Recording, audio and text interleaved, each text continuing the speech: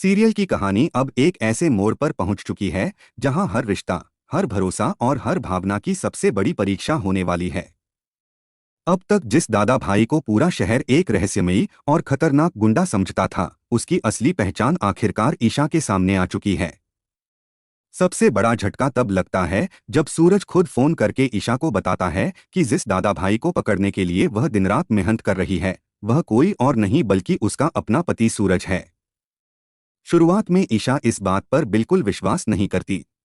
उसे लगता है कि शायद कोई उसके साथ मजाक कर रहा है, लेकिन वहां मौजूद लोग भी यही सच दोहराते हैं कि दादा भाई वास्तव में सूरज ही है। यह सुनते ही ईशा का गुस्सा सातवें आसमान पर पहुंच जाता है। गुस्से में वह सूरज के सामने खड़ी होकर उसे खरी खोटी सुनाती है। वह कहती है कि उसे शर्म आती है कि उसने ऐसे इंसान को अपना पति माना। इतना ही नहीं, वह गुस्से में काला रंग उठाकर सूरज के चेहरे पर फेंक देती है और कहती है कि अब उसे उसके साथ किसी भी रिश्ते में रहना मंजूर नहीं है।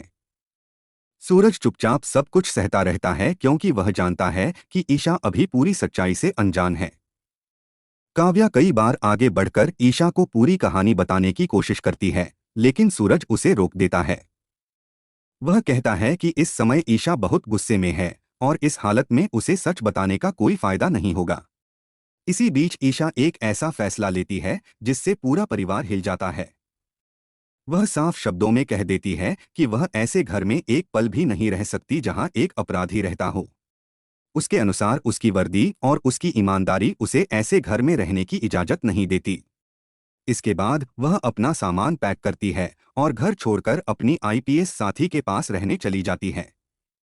जब उसकी साथी को भी पता चलता है कि सूरज ही दादा भाई है, तो वह भी हैरान रह जाती है। उसे यकीन नहीं होता कि जिस इंसान की ईमानदारी और बहादुरी की वह हमेशा तारीफ करती थी, वही अब पूरे शहर का सबसे चर्चित नाम बन चुका है।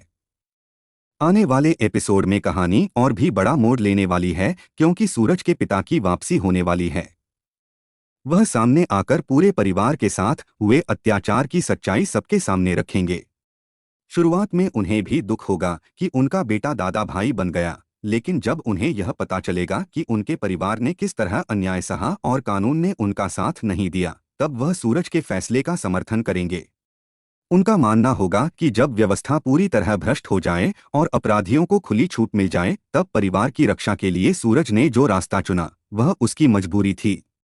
दूसरी ओर कहानी में दिखाया जाएगा कि ईशा को दादा भाई का फोन आता है और उसे पुराने दरबार में मिलने के लिए बुलाया जाता है।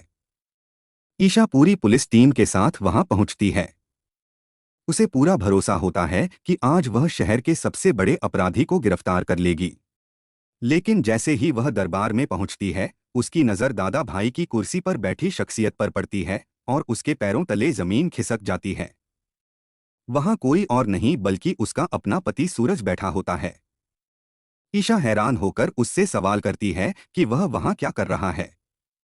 तब सूरज शांत स्वर में कहता है कि वही इस शहर का दादा भाई है। यह सुनते ही ईशा पूरी तरह टूट जाती है। तभी साहिल वहां आकर सूरज पर ताने कसता है और ईशा पर आरोप लगाता है कि उसने अपने पति से उस पर हमला करवाया था। ईशा तुरंत साहिल को चुप करा देती है, लेकिन उसके मन में सवालों का तूफान उठ चुका होता है। उसी समय बंटी, काव्या, रिया और खुशबू भाभी वहां पहुंचते हैं। हैरानी की बात यह होती है कि पूरा परिवार सूरज का बचाव करता है। सभी बताते हैं कि सूरज ने जो भी किया, वह गरीबों की मदद और अपने परिवार की रक्षा के लिए किया। किसी का इरादा गलत नहीं था, बल्कि हालात ने उसे यह रास्ता अपनाने पर मजबूर कर दिया। लेकिन ईशा उस समय किसी की बात सुनने के लिए तैयार नहीं होती। वह सूरज को अपराधी मानते हुए उसकी गिरफ्तारी का फैसला कर लेती है। वह अपनी जेब से हथकड़ी निकालती है और सूरज के हाथों में पहना देती है। सबसे बड़ी बात यह होती है कि सूरज बिना किसी विरोध के चुपचाप उसके साथ चल पड़ता है। तभी अचानक काव्या आरव की फूलों से सजी तस्वीर लेकर सामने आती है और रिया कोमा में पड़े अरविंद जी को व्हीलचेयर पर लेकर पहुंचती है। यह दृश्य देखकर ईशा के कदम रुक जाते हैं। इसके बाद परिवार वह सच्चाई बताता है जिसने सब कुछ बदल दिया था। उन्हें पता चलता है कि 1 साल पहले भ्रष्ट मंत्री और बिल्डरों ने मिलकर आरव की हत्या कर दी थी और उसी हमले में अरविंद जी कोमा में चले गए थे। कानून अपराधियों के सामने पूरी तरह बेबस साबित हुआ। परिवार को कहीं से न्याय नहीं मिला। ऐसे हालात में सूरज ने दादा भाई बनकर अपने परिवार और बेगुनाह लोगों की रक्षा करने की जिम्मेदारी उठाई। उसने यह रास्ता अपनी इच्छा से नहीं बल्कि मजबूरी में चुना।